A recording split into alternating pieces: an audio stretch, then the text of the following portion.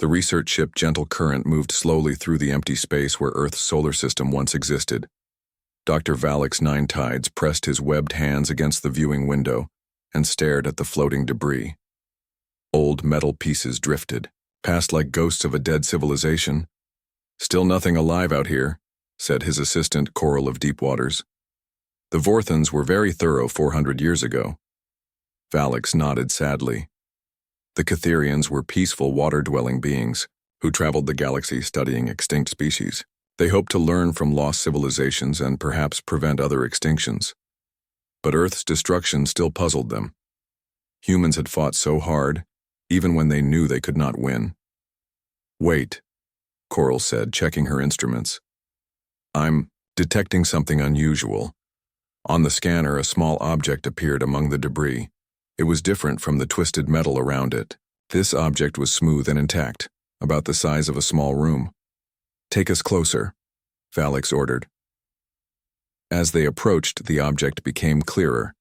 It was definitely artificial, made of some kind of advanced alloy that had survived centuries in space. Strange symbols covered one side. "Those markings," Valix whispered. "They look like human writing." The ship's computer analyzed the object and confirmed their suspicions.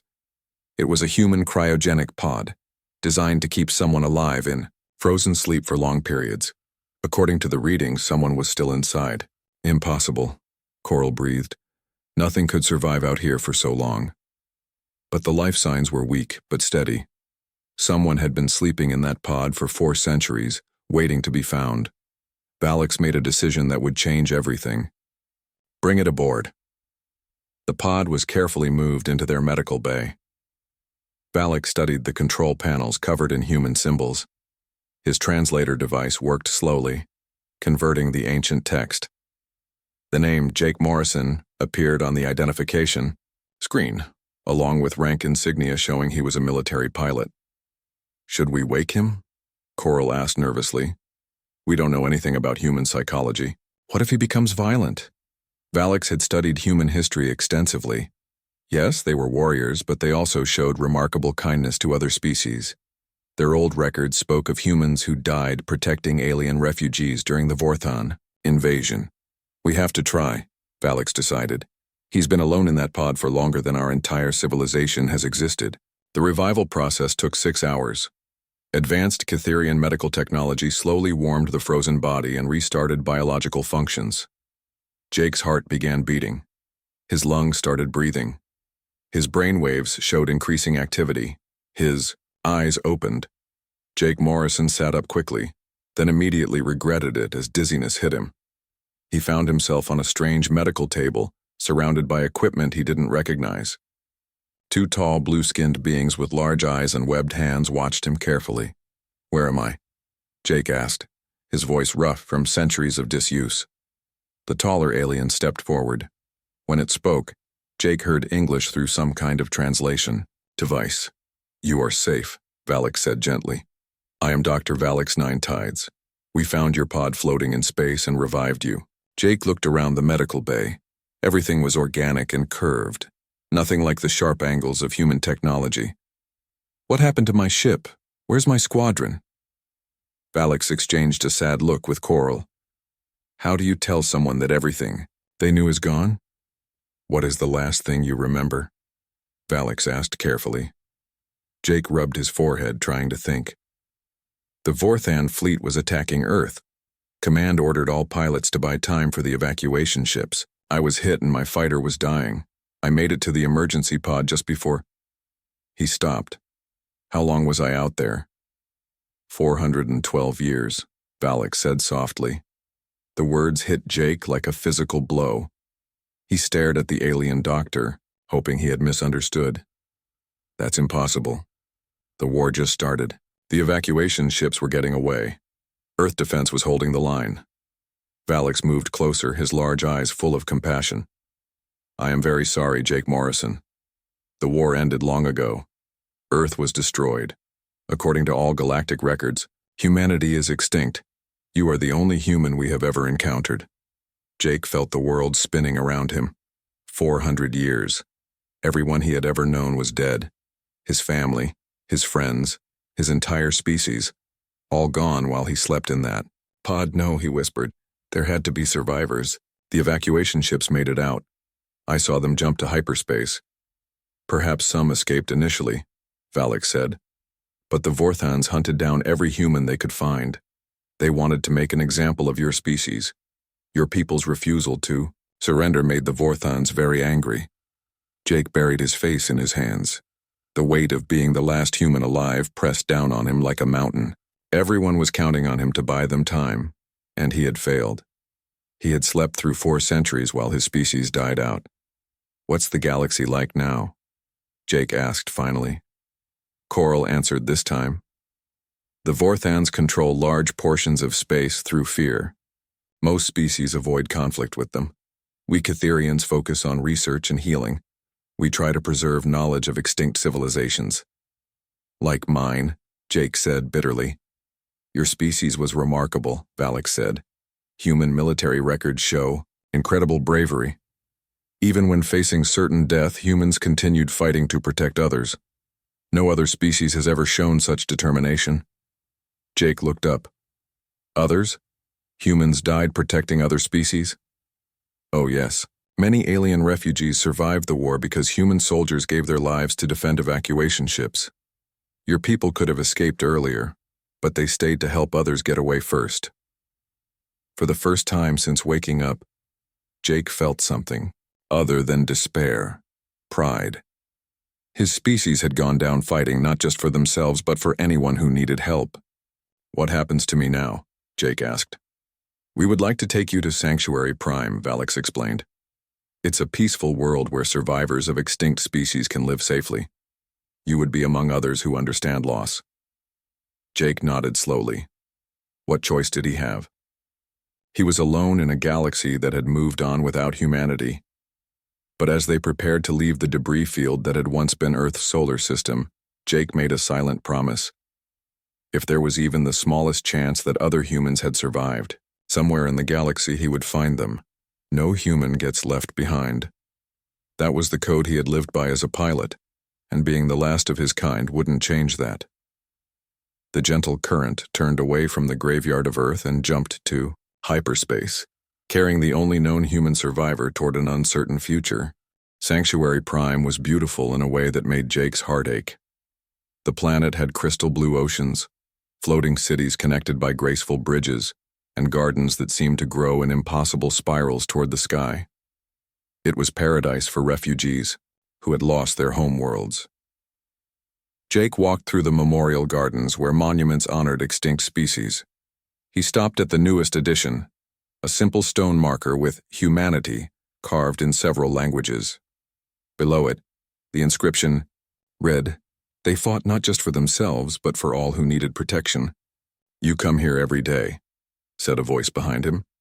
Jake turned to see Zrix of Many Sorrows, a tall insectoid being whose people had been wiped out by the Vorthans 30 years ago. Zrix had become something like a friend, though Jake found it hard to connect with anyone. It helps me remember, Jake said. Sometimes I wake up and think this is all a dream. The pain fades, Zrix assured him. I stopped coming to my people's memorial after the first year. You learn to live with being the last. But Jake shook his head. I don't think I'm the last. Zrix made a clicking sound that Jake had learned, meant disagreement. The galaxy keeps detailed records, Jake Morrison. If other humans existed, someone would know. Maybe they don't want to be found. Jake had spent 6 months on SciFiPrime, and every free moment was spent in the archives. The vast digital library contained records from across the galaxy, including military reports, news broadcasts, and historical documents. Most other refugees thought his research was unhealthy, but Jake couldn't stop searching. He had found disturbing patterns in the data. Yes, the Vorthans had destroyed Earth and hunted human survivors aggressively, but their efforts had continued for decades after the initial war. Why keep hunting if everyone was already dead? More interesting were the gaps in Vorthon military records. Entire fleets had been deployed to empty systems for months at a time. Supply convoys had disappeared without explanation. There were reports of equipment theft from Vorthon outposts, always taken by unknown raiders who left no trace. I found something new yesterday, Jake told Zrix as they walked back toward the residential district. He pulled out a data pad showing a Vorthan intelligence report from 50 years ago. The document complained about continued terrorist activities in the Outer Rim territories, specifically mentioning tactics that were consistent with former human military doctrine. This could mean anything, Zrix said. Pirates often copy successful military strategies. Look at the timing, Jake insisted. These incidents happen every year on the same date, the anniversary of Earth's destruction. What kind of pirates would care about that? Zrix studied the data more carefully. You think humans are still out there fighting? I think some of my people escaped, and they've been hiding ever since. The question is how to find them. That evening, Jake sat in his apartment staring at the communications console. Dr. Valix had given him access to the Galactic Network, mainly so he could research human history. But Jake was considering using it for something much more dangerous. He had found references to old human emergency frequencies, radio channels used for distress calls during the war. They were probably monitored by Vorthan intelligence, but maybe that didn't matter anymore. Maybe it was time to take a risk. Jake activated the console and began setting up a broadcast. His hands shook as he typed the old emergency codes from memory. If he was wrong, he would just be shouting into empty space. If he was right but human survivors had good reasons for hiding, he might be putting them in danger. But if he was right and they needed help, staying silent would be even worse. He pressed the transmission button. This is Lieutenant Jake Morrison, Earth Defense Force Service Number 7749 Alpha. I am alive and seeking contact with any human survivors. Repeat, this is Jake Morrison broadcasting on emergency frequency. If anyone receives this message, please respond. The message went out across the galaxy at light speed. Jake sat back and waited, knowing that any response would take days or weeks to reach him, depending on how far away the receivers were. 3 days passed with no response. Jake began to think he had been foolish. Then, on the 4th morning, Coral of Deep Waters rushed to his apartment with excitement radiating from her bioluminescent patches. Jake, you need to come to the communication center immediately, she said. We received a response to your broadcast. Jake's heart pounded as he followed Coral through the city streets. At the communication center, Dr. Valix was waiting with a serious expression. The message is coded, Valix explained. It uses encryption methods that match human military protocols from your era. Jake looked at the data streaming across the screen. The code was familiar, a standard field cipher used by Earth Defense reconnaissance units. He quickly worked through the decryption in his head. Jake Morrison confirmed. Alive, stop humans, survive, stop, maintain radio silence until secure contact. Established, stop, Captain Lisa Hayes, commanding Liberty's Edge. Stop, help is coming, stop. Jake stared at the message, reading it over and over. Captain Lisa Hayes. He remembered that name from the pilot briefings. She had commanded a deep space reconnaissance wing operating far from Earth. They're alive, he whispered. My people are alive. More messages began arriving over the next few hours. Each one was coded, but Jake could translate them. The senders were being careful, using old military protocols and keeping transmissions short. But the picture they painted was incredible. There were humans scattered across multiple star systems. Ship commanders reported in with crew numbers and operational status. Base commanders acknowledged the broadcast and requested orders. Most amazing of all, some of the responders were too young to have fought in the original war. Humanity had been rebuilding in secret. This changes everything, Dr. Valix said as he watched the messages pour in. But Jake, you must understand, if the Vorthans detect these transmissions, they will trace them back to us. Jake looked at his alien friend. Are you asking me to stop? I'm asking you to be careful. The Catherians have never faced military action. We wouldn't know how to protect ourselves. Before Jake could respond, a new message appeared on the screen. This one wasn't coded, and it wasn't from humans. Attention, Sanctuary Prime. This is Admiral Krex Vortok of the Vorthan Imperial Fleet. We have detected illegal transmissions from your location. Surrender the human terrorist immediately, or face the consequences. The communications center fell, silent. Through the large windows, Jake could see Vorthon warships dropping out of hyperspace around the planet. Their dark hulls bristled with weapons that could reduce the peaceful world to ash. "I'll go with them," Jake said quietly. "I won't let innocent people suffer because of me." But Dr. Valek surprised him. The gentle researcher's large eyes hardened, with determination Jake had never seen before. "No," Valek said firmly. "You have taught us something important, Jake Morrison. Your species never abandoned anyone who called for help. Perhaps it's time we learned that lesson too." Coral nodded agreement. "The council is already meeting. They're voting on whether to grant you official asylum." Jake watched the Vorthon ships, positioning themselves around SciFiPrime. In a few hours, the peaceful planet might become a battlefield because of him, but he had also learned something important. Humanity wasn't extinct. His people were out there, hiding in the dark corners of the galaxy, waiting for the chance to strike back. And now they knew he was alive too. The war wasn't over. It was just beginning again. As alarms began sounding across SciFiPrime, Jake sent one final message on the human emergency frequency. "All units, this is Jake Morrison. Vorthons have found me at SciFiPrime. Whatever happens, remember, no one gets left behind." The response came back immediately from Captain Hayes. "Understood. Humanity is coming." The Catherian Council meeting lasted all night. Jake waited in the gardens while the planet's leaders debated his fate. Above them, Vorthon warships hung in space like dark clouds, their weapons trained on the peaceful world below. Dr. Valek found Jake sitting by the human memorial as dawn broke over SciFiPrime. "The council has voted," Valek said. "We will not surrender you to the Vorthons. You have been granted full asylum under Catherian law." Jake looked up in surprise. "But they'll destroy your world. Your people have never fought a war." "No, we haven't," Valek agreed.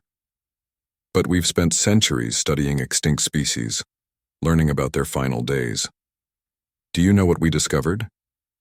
Every species that survived long-term had one thing in common. They learned to stand up for what was right, even when it was dangerous." Before Jake could respond, alarms began ringing across the city. On the communications network, Admiral Krex Vorthak's voice boomed with anger. "Your time is up, Catherians. Surrender the human terrorist, or we will take him by force." But something unexpected happened next. Ships began dropping out of hyperspace around SciFiPrime. Not Vorthon reinforcements, but vessels from a dozen different species. The insectoid Zephyrians arrived first, their bioships forming a protective ring around the planet. Next came the crystal entities called ethereals, their ships glowing with mysterious energy. Even the nomadic wanderer fleets appeared, their massive trade vessels bristling with defensive weapons. "What's happening?" Jake asked. "Word of our decision spread quickly," Valek explained. "It seems other species remember what humans did during the war. They're returning the favor." The Vorthon admiral's voice came through the communications again, but now he sounded uncertain. "This is illegal interference in imperial justice. Withdraw immediately or face the consequences." The response came from Captain Zara Brightwing of the Zephyrian fleet. "We do not recognize Vorthon authority over free worlds. SciFiPrime is under our protection." Jake watched the standoff from the communication center, amazed that so many species would risk war to protect one human. But the real surprise came when a new ship appeared on the edge of the system, a vessel unlike anything the galaxy had seen in 4 centuries. It was clearly human-built but modified with technologies from a dozen different species. The hull was scarred with weapons fire from countless battles, and its design spoke of centuries spent in hiding and constant warfare. "This is Captain Lisa Hayes of the Liberty's Edge," came a voice that made Jake's heart race. "Admiral Krex Vorthak, you have 30 seconds to withdraw from this system." The Vorthon admiral laughed. "One human ship against an Imperial fleet, you always were fools." "Look at your scanners more carefully," Captain Hayes replied calmly. Jake watched the Vorthon ship's sensor arrays sweep the system. At first nothing changed. Then, one by one, more human ships began appearing. They had been hidden using advanced stealth technology, waiting in perfect ambush positions around the Vorthon fleet. "Impossible," Admiral Krex Vorthak whispered. "Humans are extinct." "Reports of our extinction have been greatly exaggerated," Captain Hayes said. "You have 20 seconds to withdraw. After that, we demonstrate why the galaxy feared human military tactics." The Vorthon fleet was outnumbered 3-1. Worse, they were surrounded and caught completely off guard. Admiral Krex Vorthak was many things, but he wasn't stupid. His ships turned and jumped to hyperspace without another word. An hour later, Jake stood in the docking bay of SciFiPrime as the Liberty's Edge landed. The ship was larger than he expected, clearly designed to serve as a mobile base for extended operations. When the airlock opened, Captain Lisa Hayes stepped out. She was older than Jake remembered from the briefings, with gray streaks in her dark hair and scars that spoke of hard-fought battles. But her eyes still held the same fierce determination that had made her a legend among reconnaissance pilots. "Lieutenant Morrison," she said with a salute. "It's good to see a friendly face." "Captain Hayes," Jake replied, returning the salute. "I can't believe you're alive. I can't believe any of us are alive." "More than you might think," Hayes said with a grim smile. "We need to talk." They met in the ship's briefing room, along with Dr. Valix and the senior Catherian officials. Captain Hayes activated a holographic display that made Jake's jaw drop.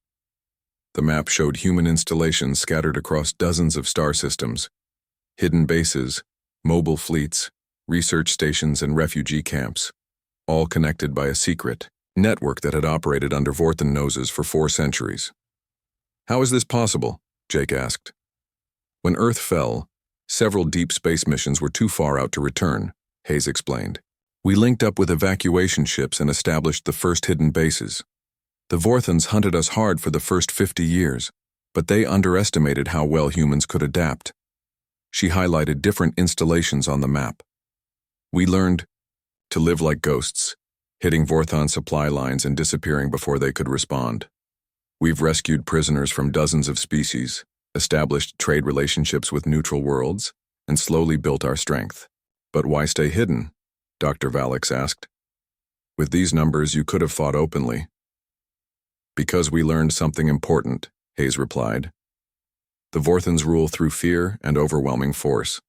They couldn't handle guerrilla warfare, but they could have destroyed every neutral world in the galaxy if we threatened them directly. So we waited, saved who we could, and prepared for the right moment." Jake studied the display more carefully. There were nearly 2 million humans scattered across the network, plus refugees from other species that human forces had rescued over the years. "What's the right moment?" he asked. Hayes's expression grew serious. "When someone gives us a reason to come out of hiding." "Your broadcast changed everything, Jake. For the first time in 4 centuries, the galaxy knows humans still exist. We can't go back to the shadows now. So what do? We finish what we started during the war," Hayes said. "We rescue everyone we can." She brought up new information on the display. Intelligence gathered over decades about Vorthon prison worlds and slave camps. The numbers were staggering. Hundreds of thousands of beings from dozens of species were held captive across 17 major prison worlds. "The Vorthons use forced labor to build their war machines," Hayes explained. "They capture entire populations and work them to death. But our intelligence network has identified every major installation." Jake began to understand. "You want to hit them all at once?" "Simultaneous strikes across multiple sectors," Hayes confirmed. "If we move fast enough, we can free the prisoners before the Vorthons can execute them in retaliation. But it has to be perfectly coordinated." "That's an enormous operation," Dr. Valix said. "Even with alien support, you'd be taking terrible risks." "Yes," Hayes agreed, "but that's what humans do. We take risks to help others, even when the odds are against us." Jake looked around the room. The Catherian officials were clearly nervous about the scale of what was being proposed, but something else was happening. Other species representatives were arriving asking to join the planning sessions. Word is spreading, Hayes observed. Species that have lived under Vorthan oppression for centuries are seeing hope for the first time. They want to help. Over the next few days, SciFiPrime became the center of the largest military coalition in galactic history. Not all species could contribute ships or weapons, but everyone offered something. The Ethereals provided advanced energy technology. The Zephyrians shared their biological computers. The Wanderers offered transport and supply networks. But the key to the entire operation was information. 4 centuries of careful intelligence gathering had given the human network detailed knowledge of every target. Security procedures, guard rotations, structural weak points, everything needed for a successful rescue operation. Jake found himself appointed as operational coordinator, not because of his military rank, but because he represented something important. He was proof that humanity never forgot its own, that no matter how long it took or how impossible the odds, humans would always come back for their people. There's something else, Hayes told him privately. During our intelligence gathering, we've identified specific humans in those prison camps, people who were captured during evacuation attempts, resistance fighters who were taken alive, even some who were born in captivity. The weight of that knowledge hit Jake hard. Living humans, trapped in Vorthan prisons for decades or even their entire lives waiting for rescue that they probably thought would never come. How many? He asked. At least 15,000 that we can confirm, Hayes replied. Probably more. Jake thought about the human memorial in the gardens, with its inscription, about fighting for others. Soon that monument might not be needed anymore. Humanity would no longer be extinct. But first they had to bring everyone home. When do we start? Jake asked. Hayes smiled, and for the first time since waking up, Jake saw the future his species deserved. Tomorrow we begin the largest rescue operation in galactic history. The planning took 3 weeks. Jake had never seen anything like the coordination required for Operation Homecoming. Representatives from 47 different species crowded into SciFiPrime's conference centers, each offering unique capabilities. For the massive rescue mission, the Wanderer nomads provided detailed maps of hyperspace routes that could move fleets undetected. The crystalline ethereals shared energy weapons that could disable Vorthan shields without destroying the prison facilities. Even the tiny mouse-like squeakers contributed by offering to infiltrate ventilation systems and disable security networks. Jake spent his days moving between planning sessions, coordinating strike teams, and studying target intelligence, but his nights were haunted by dreams of the humans waiting in those prison camps. 15,000 confirmed prisoners, some of whom had been captive for over a century. You're pushing yourself too hard, Dr. Valix observed as Jake reviewed attack plans for the 5th time that day. 15,000 people are counting on us, Jake replied. I can't afford to miss anything. You can't save them if you collapse from exhaustion either. Captain Hayes entered the strategy room carrying a data pad with new intelligence reports.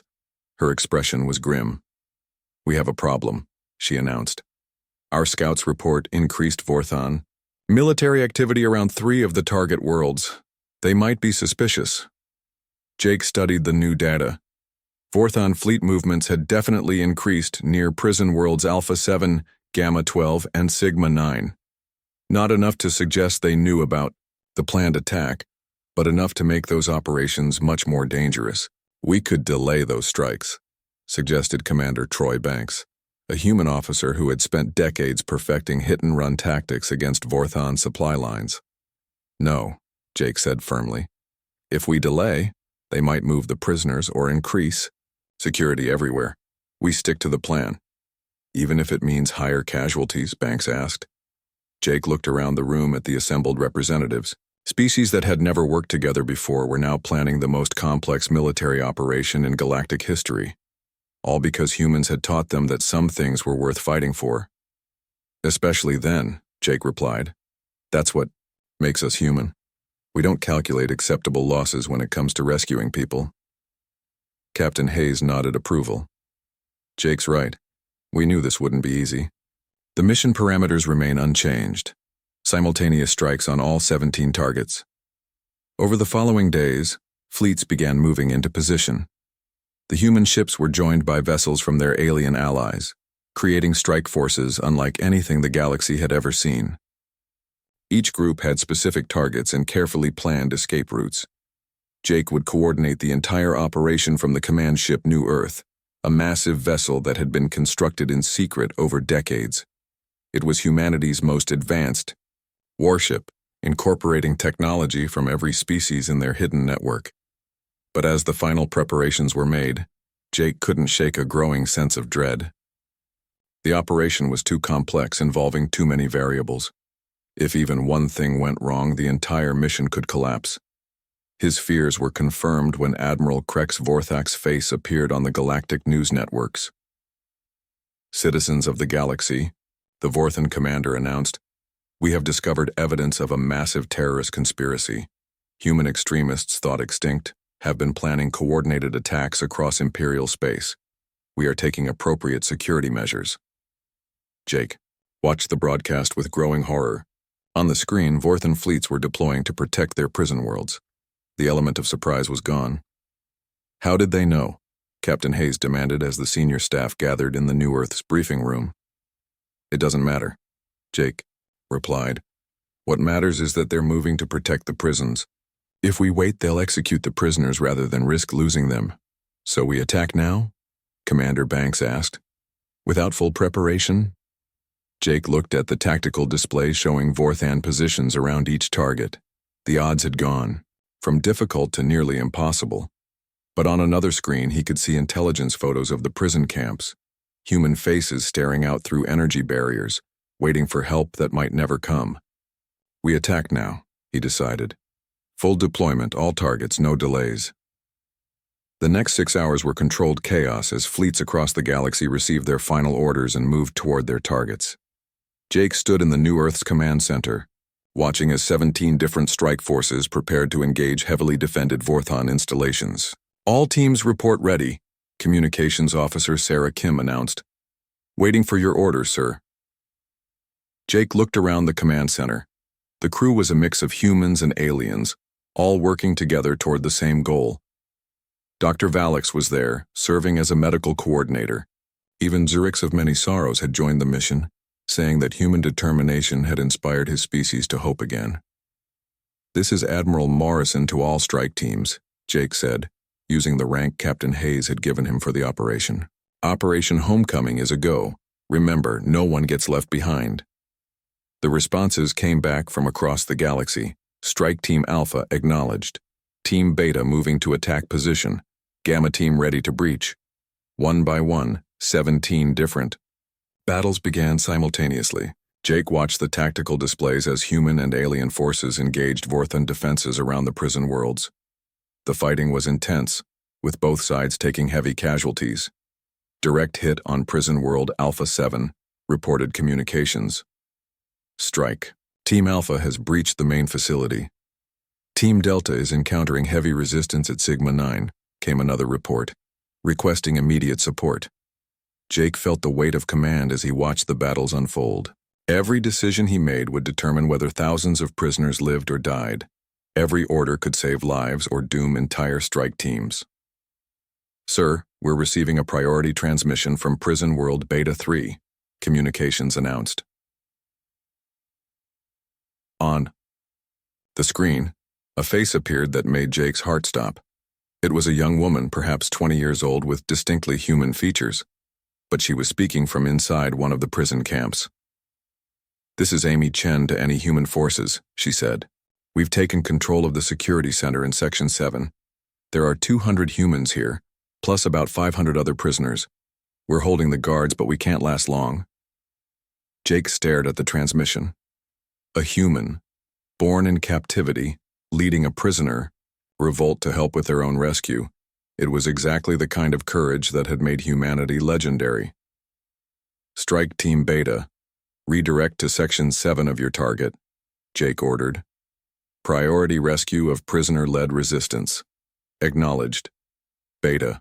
Team moving to support prisoner revolt." Similar reports began coming in from other targets. As the human strike teams attacked from outside, prisoners inside the camps were staging their own uprisings. Humans who had been captive for decades were fighting alongside other species, all working together to break free. "This is incredible," Dr. Valix observed. "The prisoners are coordinating their revolts with our attacks." "That's what humans do," Jake explained. "We never stop fighting and we never fight alone." But the Vorthons weren't giving up easily. Admiral Krex Vorthak's fleet arrived at prison world Sigma-7 just as Strike Team Gamma was beginning their rescue operation. "Sir, Team Gamma is under heavy fire," communications reported. "They're requesting immediate support." Jake looked at the tactical display. Team Gamma was outnumbered 5-1, but they were also the closest to rescuing nearly 3,000 prisoners from multiple species. "All available reserves support Team Gamma," Jake ordered. "We're not losing anyone today." The battle for Sigma-7 became the turning point of Operation Homecoming. Human and alien forces fought side by side against overwhelming odds, while inside the prison, Amy Chen and other human prisoners led a coordinated breakout that freed thousands of captives. When the dust settled 12 hours later, the impossible had happened. All 17 prison worlds had been successfully attacked. Over 200,000 prisoners had been freed, including nearly 15,000 humans who had been captive for decades. But the victory came at a cost. Several alien worlds now faced Vorthan retaliation, and the galaxy was on the brink of its largest war in centuries. Jake stood in the New Earth's observation deck, looking out at the rescue ships carrying freed prisoners to safety. Among them were humans he had thought were lost forever. People who had survived unimaginable hardship because they never stopped believing that someone would come for them. Captain Hayes joined him at the window. "You did it, Jake. You brought them all home." "We all did it," Jake corrected. "Humans, Catherians, Zephyrians, everyone. That's the real victory here, proving that different species can work together for something bigger than themselves." But even as they celebrated the successful rescues, Jake knew the real war was just beginning. The Vorthons wouldn't tolerate this challenge to their authority. Soon, the galaxy would have to choose between freedom and tyranny, and humanity would be ready to lead that fight. The freed prisoners filled dozens of rescue ships heading toward safe worlds. Jake walked through the medical bays of the New Earth, meeting humans who had been born in Vorthon prison camps and never seen the stars as free people. "Are you really Jake Morrison?" asked a teenage boy whose parents had died protecting other prisoners. "The stories say you were the first human found after the war." "I'm just a pilot who got lucky," Jake replied. "The real heroes are people, like your parents, who never stopped fighting even in those camps." He found Amy Chen in the ship's recreation area, staring out at the stars with wonder. At 20 years old, she had spent her entire life in prison until leading the revolt that helped free thousands of people. "I never imagined there were so many stars," she said quietly. "There are billions of them," Jake told her. "And now you're free to visit any world you want." Amy looked at him with serious eyes. "What happens next?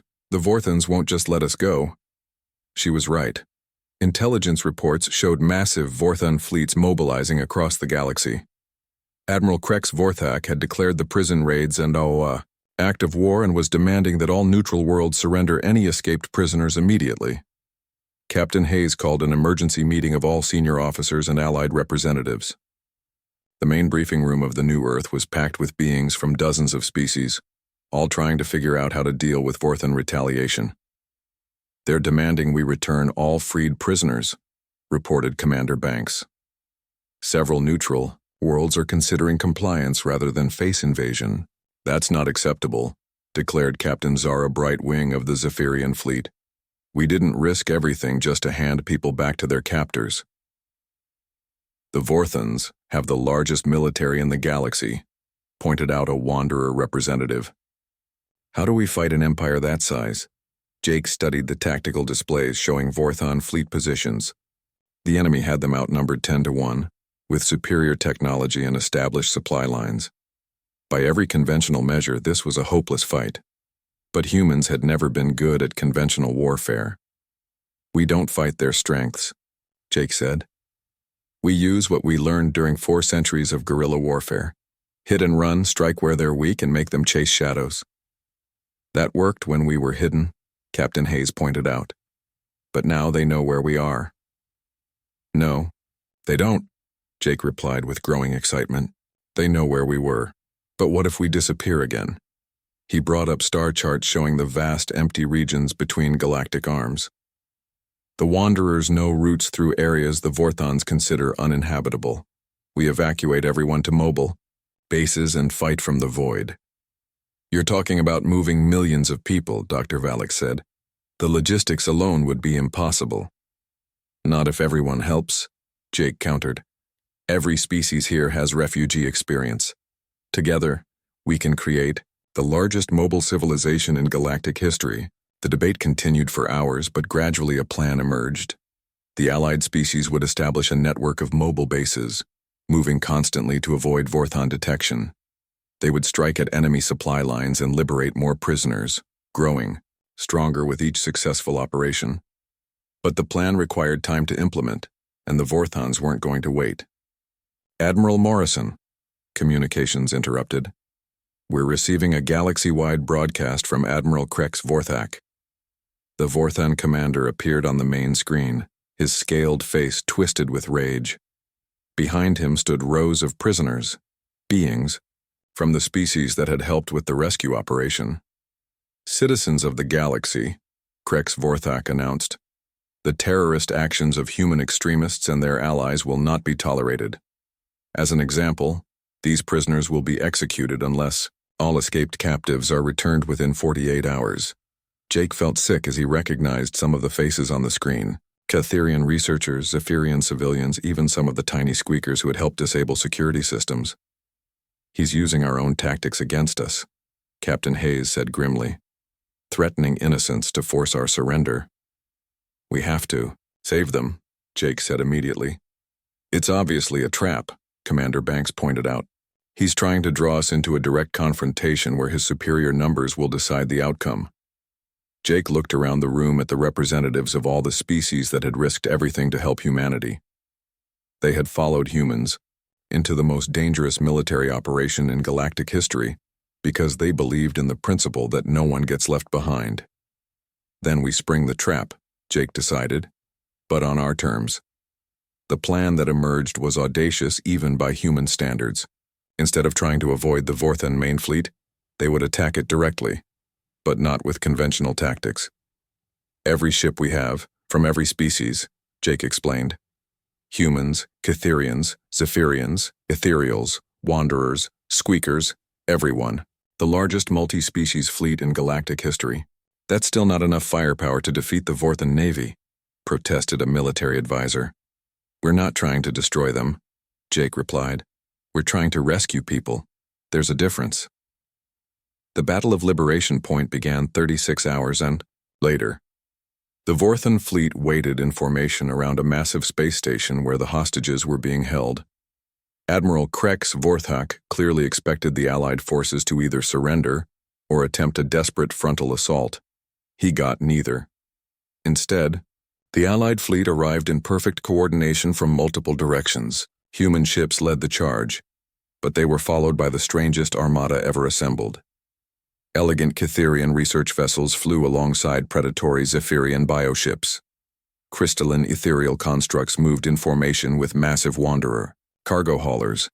Even the tiny squeaker ships swarmed like angry insects around the larger vessels. This is Admiral Morrison to Admiral Krex Vorthak, Jake broadcast on all frequencies. You have hostages who belong to free peoples. Return them, immediately, and we'll consider not dismantling your entire fleet. The Vorthon commander's laughter echoed across space. You're outnumbered 10-1, human. Surrender now and I might let some of your allies live. 10-1 odds? Jake replied. I've faced worse, but you've never faced anything like what's coming for you. The battle that followed became legendary across the galaxy.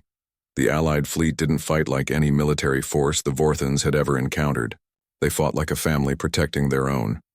Human ships used their superior tactics to create openings for their alien allies. Catherian vessels deployed healing rays to repair damaged ships in the middle of combat. Zephyrian bioships adapted and evolved their strategies in real time. Ethereal energy weapons disabled Vorthon shields while Wanderer ships rammed through defensive lines to reach the hostages. But the most devastating weapon was something the Vorthans couldn't understand or counter: the absolute refusal of the Allied forces to abandon anyone. When a human destroyer was crippled by Vorthan fire, 3 Zephyrian ships immediately moved to protect it. When a Cytherian research vessel was surrounded, human fighters dove through enemy fire to reach them. When the tiny squeaker ships were overwhelmed, everyone else formed protective screens around the smaller vessels. Admiral Krex Vorthak watched his carefully planned battle dissolve into chaos as his forces tried to fight an enemy that treated every ship loss as unacceptable. Vorthan military doctrine was based on acceptable casualties and strategic retreats. They had no answer for opponents who refused to retreat and wouldn't accept any casualties. Impossible, the Vorthan admiral muttered as his flagship's shields failed under coordinated attack from a dozen different species. How are they coordinating so perfectly? The answer would have shocked him.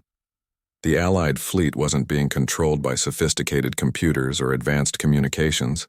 They were working together because they had learned the most powerful military principle in the galaxy: that everyone matters, and no one fights alone. Jake coordinated the rescue operation from the New Earth's bridge, watching as teams from multiple species stormed the prison station. But the most important moment came when Amy Chen led a group of former prisoners in liberating the hostages. "This is Amy Chen to Admiral Morrison," her voice came through the communications. "All hostages secured. Prisoners are free and ready for transport." "Outstanding work," Jake replied. "Get everyone to the evacuation ships." As the rescued hostages were brought aboard the Allied vessels, Jake received surrender requests from individual Vorthan ships across the battlefield. The Empire's military was collapsing as soldiers realized they were fighting people who would risk everything to save strangers. Admiral Krex Vorthak's final transmission was broadcast across the galaxy. "All Vorthan forces, this is Admiral Krex Vorthak. I surrender. Stand down all weapons. The humans, they came back for everyone, even their enemies." 6 months later, Jake stood on the observation deck of the newly christened Ship Sanctuary, the flagship of the Galactic Rescue Service. The organization had grown from the Allied fleet that fought at Liberation Point, dedicated to protecting vulnerable species and responding to crisis calls from anywhere in the galaxy. Amy Chen had joined the service as a specialist in prisoner liberation, using her experience to help others escape oppression.